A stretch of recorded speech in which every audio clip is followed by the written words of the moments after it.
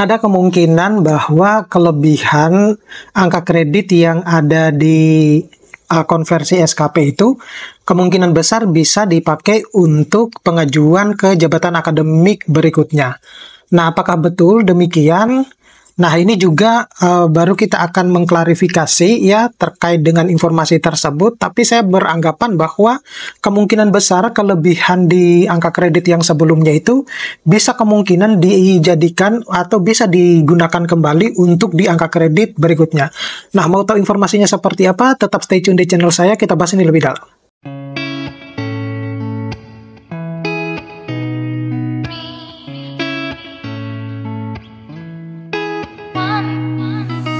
Assalamualaikum warahmatullahi wabarakatuh. Kembali lagi dengan saya Bapak Ibu di channel saya.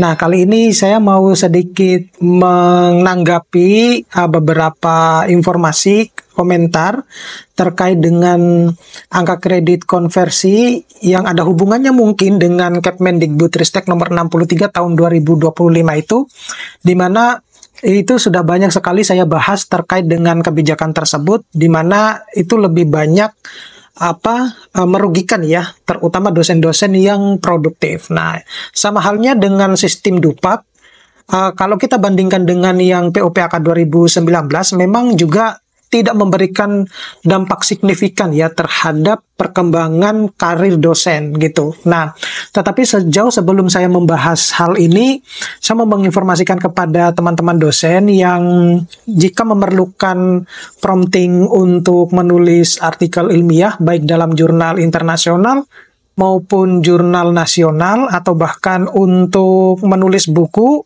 atau bahkan ada prompting-prompting yang bisa dimanfaatkan oleh mahasiswa untuk menulis skripsi dan tesis, itu bisa mendownloadnya lewat link yang ada di deskripsi dari video ini, atau bisa menuju ke Instagram saya. Dan kalau Bapak Ibu yang memerlukan ChatGPT seperti yang biasa saya gunakan, yang di workshop-workshop saya, Bapak Ibu bisa chat di Instagram saya. Oke, Bapak Ibu, jadi seperti apa yang saya sampaikan tadi, bahwa saya mau menanggapi beberapa komentar yang terkait bahwa di video saya sebelumnya saya pernah itu pada angka kredit konversi SKP itu hanya bisa dilakukan sebenarnya pada jabatan akademik yang sama ya, atau golongan yang sama. Jadi pada jabatan akademik yang sama, yaitu misalnya dari lektor 3C ke 3D itu bisa gitu ya. Nah, kemudian atau yang dari lektor kepala 4A mau ke 4B itu juga bisa. Nah, bagaimana dengan kelebihan tatkala kita misalnya dari lektor 3D mau ke lektor kepala 4A? Apakah itu bisa dipakai? Jadi kalau kita melihat dari hasil sosialisasi yang dilakukan sama aturan-aturan yang diterapkan, sepertinya kan itu tidak bisa ya. Tetapi ada saya beranggapan bahwa itu tidak mungkin kalau kemudian kita punya kelebihan nih ya, kita punya kelebihan kemudian tidak bisa kita pakai untuk ke jabatan akademik yang lebih tinggi gitu. Misalnya dari kita sudah punya kelebihan ya, misalnya di bidang 2 tertentu, misalnya yang pada saat di pengajuan sebelumnya itu kita punya kelebihan, kemudian mau kita ajukan untuk ke jabatan akademik yang berikutnya ya, misalnya ke lektor kepala 4A, kita berangkatnya dari 3D misalnya ya, lektor 3D ke 4A itu, maka saya beranggapan itu bisa dipakai, bisa digunakan. Tetapi itu baru anggapan saya ya, tetapi ini perlu bukti bahwa apakah kemudian nanti akan muncul surat edaran yang akan dikeluarkan oleh Kemendikbud terkait dengan hal tersebut. Kenapa demikian? Ini mungkin sedikit sudah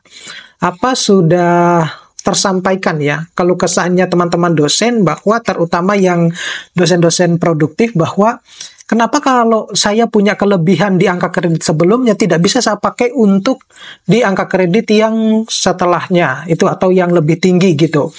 Nah, ini yang mungkin sudah tersampaikan dari keluh kesahnya teman-teman dosen, sehingga kemungkinan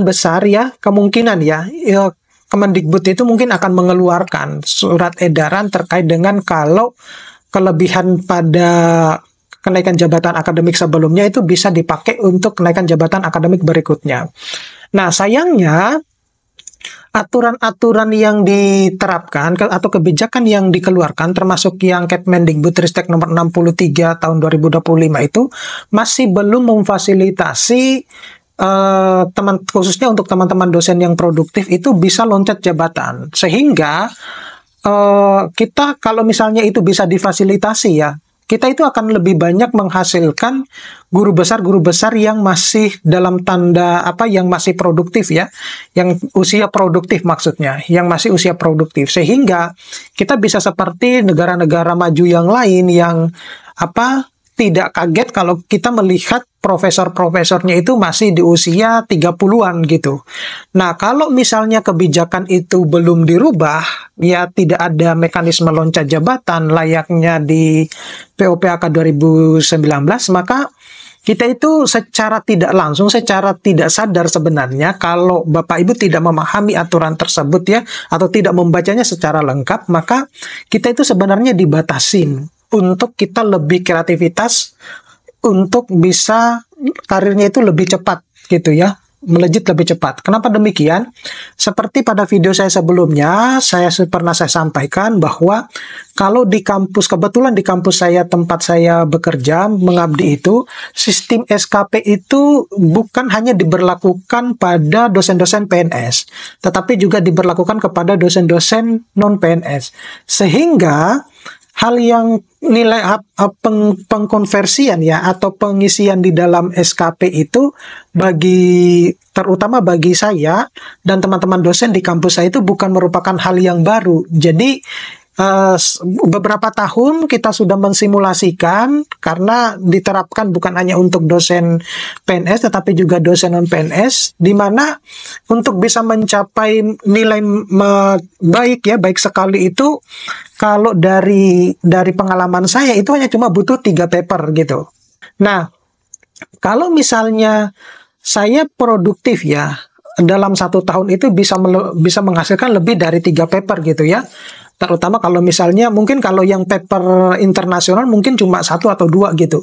Nah, kalau misalnya saya produktif katakanlah lebih dari 3 paper dalam 1 tahun, mau saya kemanakan nih paper-paper yang ini? Karena kita hanya cuma dibatasi untuk bisa mencapai nilai sangat baik itu 150 poin. Nah itu, jadi itu yang menjadi salah satu kendala, di mana kebijakan-kebijakan yang dimunculkan itu belum sama sekali sebenarnya memfasilitasi peningkatan karir dosen. Nah, itu yang sangat disayangkan oleh kebanyakan teman-teman dosen, karena pertama, zaman sudah berubah ya, perkembangan teknologi sudah sangat pesat, sehingga kebijakan yang harus dibuat itu seharusnya relevan dengan perkembangan zaman. Kenapa demikian? Karena dosen-dosen saat ini ya, terutama yang dosen-dosen yang masih usia produktif itu, atau bisa dikatakan yang dosen-dosen muda itu, mereka bisa memproduksi paper dalam 1 tahun itu bisa lebih dari 30 gitu. Dan itu sebenarnya kita tidak bisa kaget ya, karena mereka memiliki jejaring yang cukup luas gitu. Nah, itu salah satu contohnya. Coba kita bandingkan dengan yang zaman dulu ya. Zaman yang tahun 2010-an gitu kan. Untuk lulusan S3 saja jarang sekali yang memiliki lulusan S3 rata-rata katakanlah yang usia produktif di atas usia 24, 25 sampai 30 gitu kan. Nah, kalau sekarang kebanyakan mahasiswa-mahasiswa itu setelah lulus S2 tanpa berpikir panjang untuk berkarir dulu sebagai dosen, mereka banyak yang langsung menjadi melanjutkan studi ke S3-nya. Nah, setelah lulus dari S3, tentu mereka ini masih dalam posisi yang bisa dikatakan sangat produktif.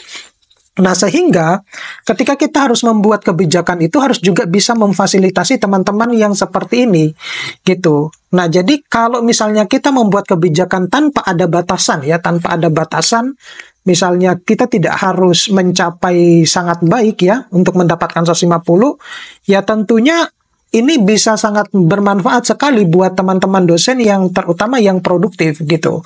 Nah, oleh karena itu saya berharap bahwa kedepannya dalam waktu dekat ini mungkin Kemendikbud itu akan mengeluarkan mungkin surat edaran baru atau kebijakan yang baru yang tidak membatasi sebenarnya produktivitas mahasiswa, produktivitas dosen ya, sehingga mereka dosen-dosen ini memimpikan untuk jenjang karir yang lebih tinggi itu adalah akan mudah tercapai dalam usia yang muda. Kalau misalnya seperti di dalam video saya mensimulasikan hasil perhitungan kalau kita berangkat dari asisten ahli di usia 25 tahun, kemudian untuk bisa menjadi guru besar itu untuk yang nilai sangat baik itu sekitar 41,5 tahun, maka itu dengan catatan kalau kita tidak terpotong dengan sekolah, kemudian proses pengajuannya itu lancar gitu ya, maka itu bisa saja tercapai di usia 41,5 tahun. Tetapi kenyataan di lapangan itu tidak seperti itu. Nah, kenapa demikian? Karena kalau sistem SKP itu banyak yang kemudian sengaja chat ke saya itu maupun ke Instagram saya itu, kalau misalnya crash sama pimpinan, ya pimpin dalam hal ini adalah mungkin yang pimpinan jurusan, kemudian fakultas, atau bahkan universitas, maka itu juga akan menghambat sebenarnya proses seseorang atau salah satu dosen ini bisa karirnya lebih cepat naik gitu. Itu juga akan memakan waktu gitu. Nah, makanya di dalam video saya pernah menyebutkan bahwa ada sistem like and dislike-nya dosen-dosen di kampus. Jadi, sepertinya ketika kita harus membuat kebijakan itu harus memahami apa sih sebenarnya yang terjadi di lapangan ini, apa sebenarnya yang dikeluhkan oleh teman-teman dosen. Ya, kalau misalnya kita survei ya, maka teman-teman dosen akan lebih mencondong ya terkait dengan pengajuan jabatan akademik dosen itu tidak mempersulit sebenarnya ya, tidak mempersulit. Kemudian ada mekanisme loncat jabatan. Nah, tidak mempersulit itu seperti apa? Ya, kita seringkali dibeda-bedakan antara proses pengajuan yang khusus untuk dosen PNS dan khusus untuk dosen non-PNS. Ya, kalau yang PNS menggunakan sistem SKP, sedangkan yang non-PNS tetap menggunakan sistem yang dupak. Ini padahal kita berada pada satu negara yang sama gitu. Nah, coba misalnya dari sister itu ya, kita kan punya sister ya semua dosen. Kemudian setiap semesternya kan kita melaporkan hasil BKD kita, di mana hasil BKD kita itu bentuk dari kinerja kita selama satu semester yang meliputi Tridharma perguruan tinggi. Nah, kenapa kemudian tidak disiapkan di dalam menu sister itu untuk semua dosen untuk proses pengajuan jabatan akademik dosen yang ditarik datanya itu dari sistem sister yang di BKD gitu, itu akan jauh lebih mudah dan kemudian langsung terhitung otomatis gitu. Kalau penulis pertama itu langsung dapat sekian, termasuk yang yang sebagai corresponding itu termasuk juga jurnalnya. Kita tinggal hanya menyesuaikan saja, oh ini jurnal termasuk jurnal Sinta peringkat berapa gitu kan, jurnal internasional berapa, itu sehingga muncul langsung dengan angka kreditnya gitu, sehingga kita tidak perlu lagi menghitung. Nah, sisanya itu adalah yang perlu diklarifikasi adalah tugasnya asesor. Apakah dosen yang bersangkutan itu mengklaim jurnalnya sudah benar atau tidak. Begitupun dengan bidang tridharma yang lain. Semacam itu. Kalau disetting semacam itu, tentu dosen tidak akan terlalu khawatir ya, tidak perlu adanya crash dengan pimpinan, dan itu jauh lebih memudahkan gitu, dan pada akhirnya tidak ada dualisme kebijakan yang muncul dalam proses ke pengajuan jabatan akademik dosen ini. Tidak ada lagi membeda-bedakan ini khusus untuk dosen PNS, ini untuk dosen non PNS. Kalau misalnya dirancang seperti itu jauh akan lebih mudah gitu ya. Jadi kembali lagi seperti yang saya highlight ya, bahwasanya saya beranggapan bahwa sepertinya kelebihan angka kredit pada jabatan akademik sebelumnya itu yang kemudian itu bisa dipakai untuk angka kredit pada jabatan akademik berikutnya.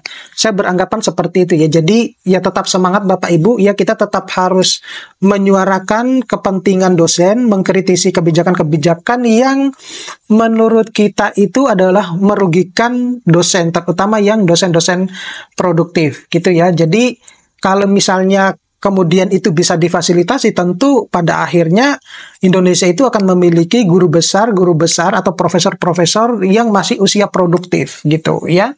Sehingga kita tidak akan pernah kalah atau tidak akan pernah minder mungkin dengan dosen-dosen yang ada di negara-negara maju ya, yang usianya itu 38, 39 itu sudah profesor ya, kayak seperti di negara tempat saya studi ini bahkan lebih tua saya, mereka sudah profesor gitu. Oke. Mudah-mudahan ini bisa bermanfaat buat teman-teman dosen. Kita tetap semangat ya. Saya senang berbagi informasi kepada teman-teman dosen. Bagi teman-teman dosen yang ingin berkomentar, silahkan meninggalkan kolom komentar di kolom video saya ini, ataupun bisa di Instagram dan di Facebook saya. Terima kasih. Saya akhiri. Assalamualaikum warahmatullahi wabarakatuh.